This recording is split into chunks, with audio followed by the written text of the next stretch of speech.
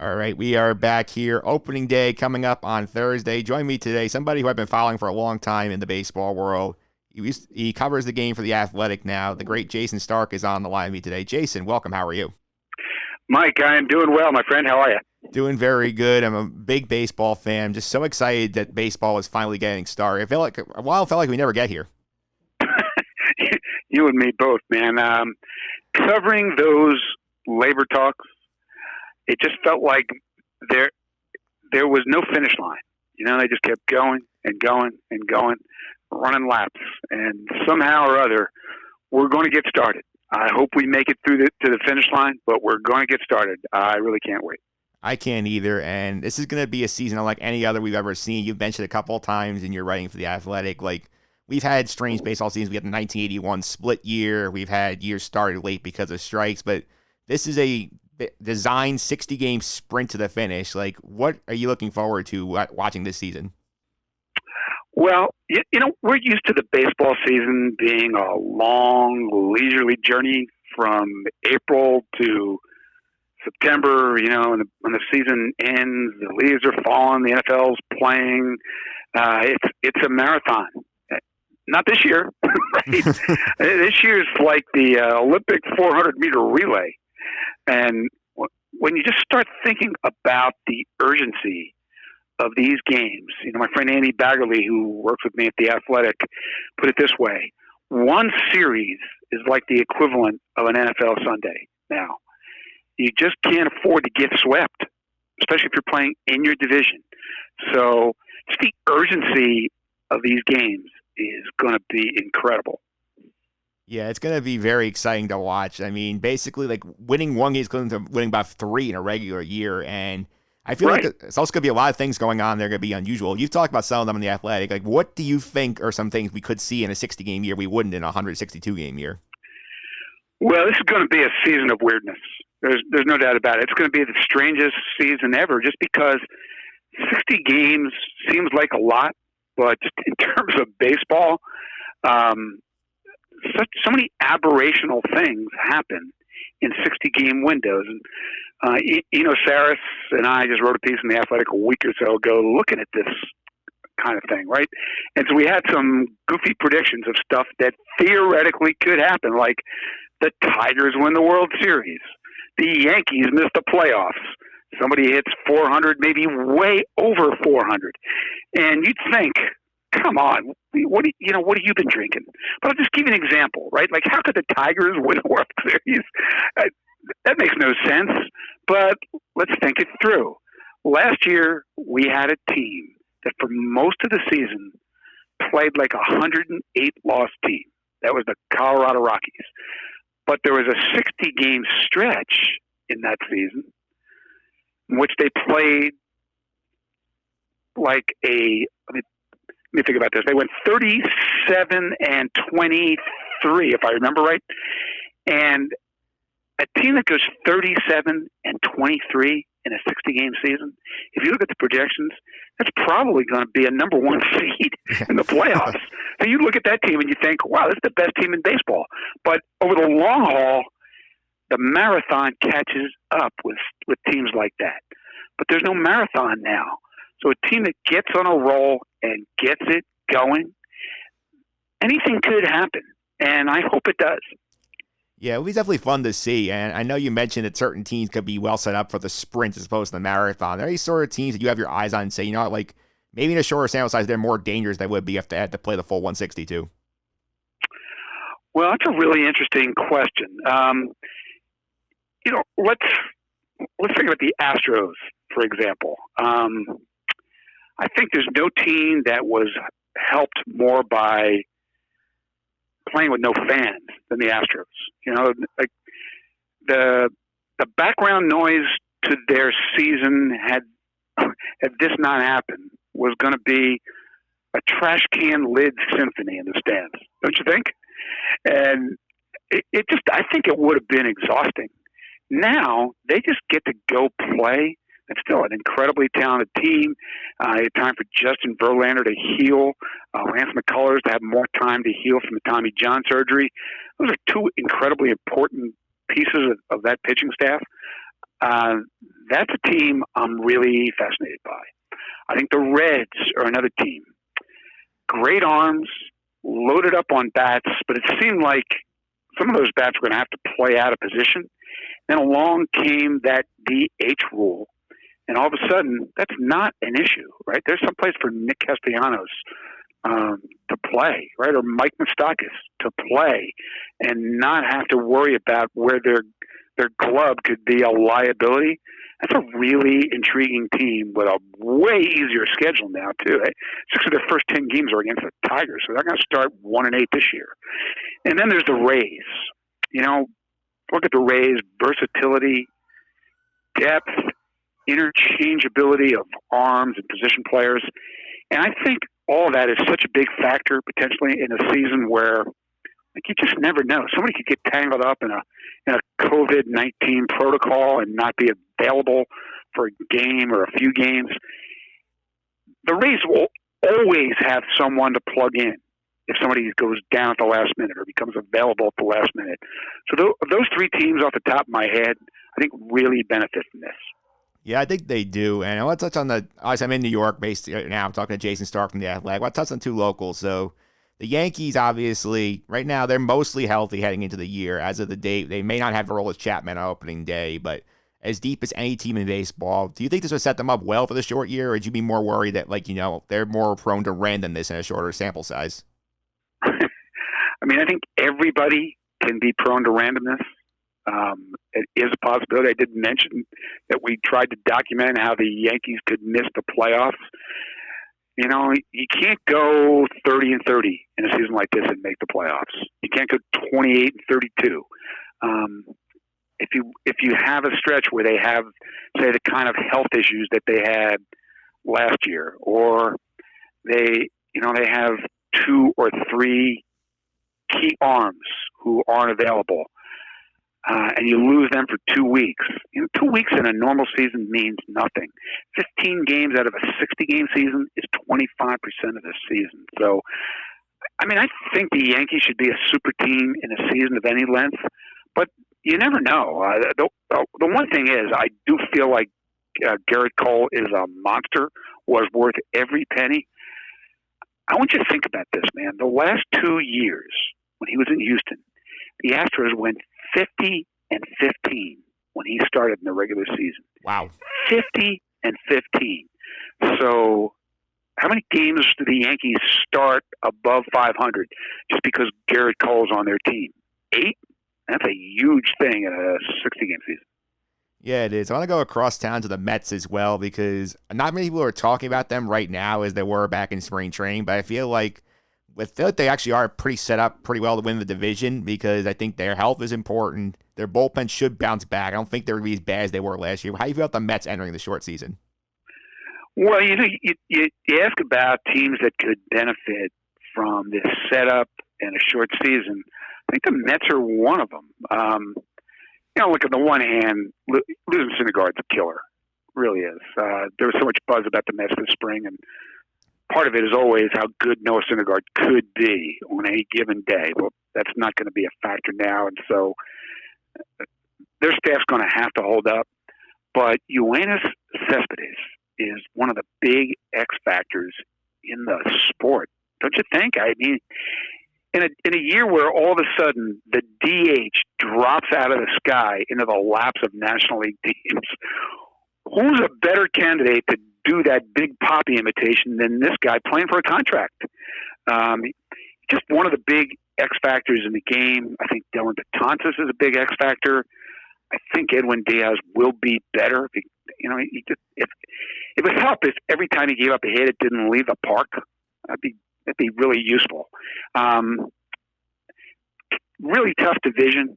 Not much separation among those top 4 teams, but I don't see a scenario where the Mets don't at least contend. And then if the bullpen allows you to win those games where you have a lead as opposed to last year, that's a playoff team. Yeah, I would agree with that logic. And it's also going to be interesting this year, sort of tracking these award situations because the Cy Young is very fascinating because, Trevor Bauer said maybe the leader in wins will be 7 or 8 wins. Do you think maybe that, somebody will backdoor like a reliever sort of pitches in 25 games, does well and wins the Cy Young, or be maybe somebody like Jacob deGrom going 4-2 with a 1.1 ERA winning the Cy Young. I don't know how the heck I'm going to vote on Cy Young this year, but just recognize that in a 60-game stretch, the chance for somebody to have an ERA under 1 is crazy. Jack Flaherty had a 60-game stretch that the Cardinals played in last year where his ERA was under 1. Remember Jake Arrieta in, what was his Cy Young year, 2015, right? Yes. His ERA, the Cubs' last 60 games, you know what it was? It was under a half. It was, if I remember this right, 0.35.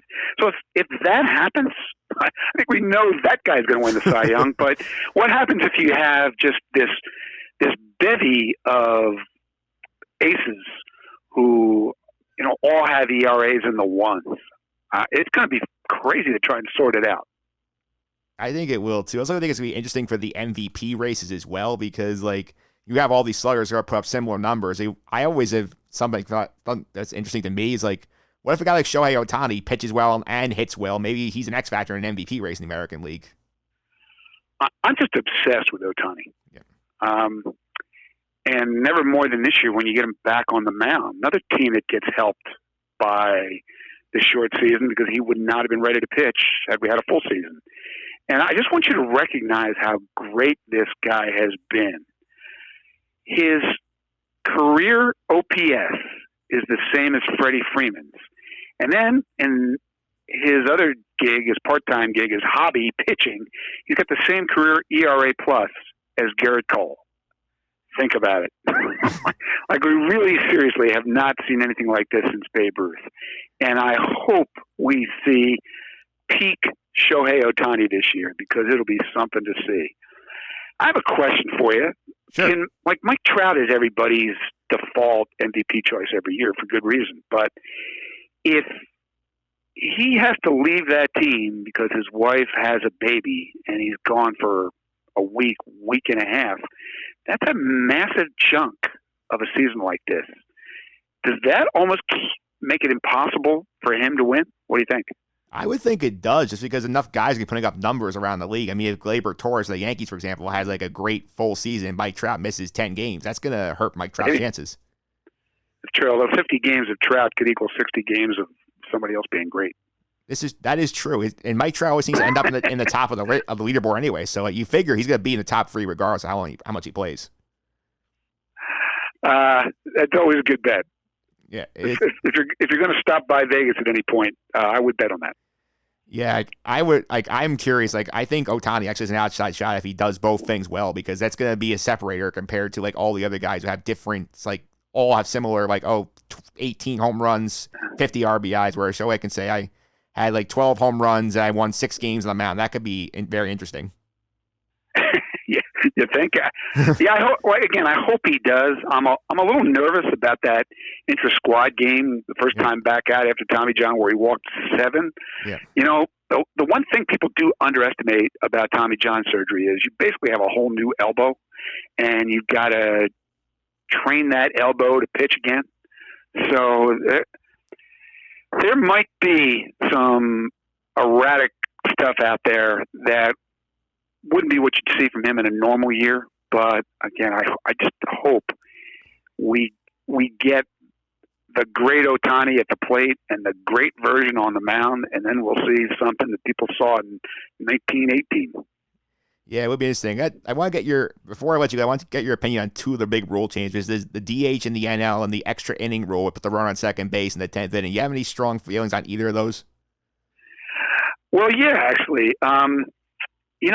I'm probably the last person you would think would like the extra inning rule. I'm the guy who cultivates all the weirdness and all the wackiness and all the 17-inning games where the left fielder's on the mound and the backup catcher's in the outfield. I mean, look, I love that stuff, but it really doesn't make any sense to play 17-inning games and blow up your staff in a season like this. And I've been talking to people who have spent time in the minor leagues, have managed in the minor leagues about this rule. And they really got me excited about it because there's so much instant strategy. The second that runner trots out to second, I'm really fascinated by it now. And initially I thought, well, it's just going to be bunt him over, get him in. I don't think that's going to be the case. So I'm really looking forward to seeing that rule in action. And then universal DH, here are my reservations. Look, we know that pitchers can't hit, most of them. I get it, okay? But that's kind of the fun of it.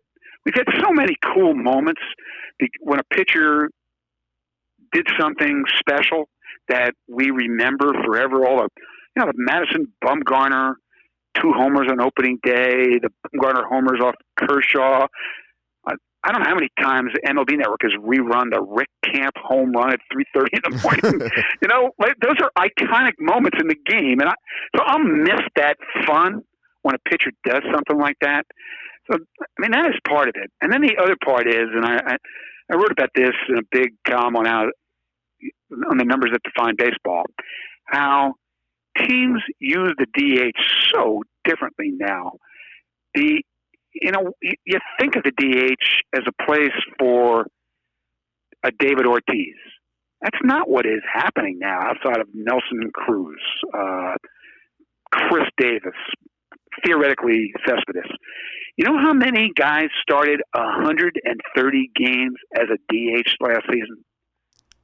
I'm going to say maybe 2. That answer is none. Wow. 0. It's the first full season in history where no team started anybody at the DH spot 130 times.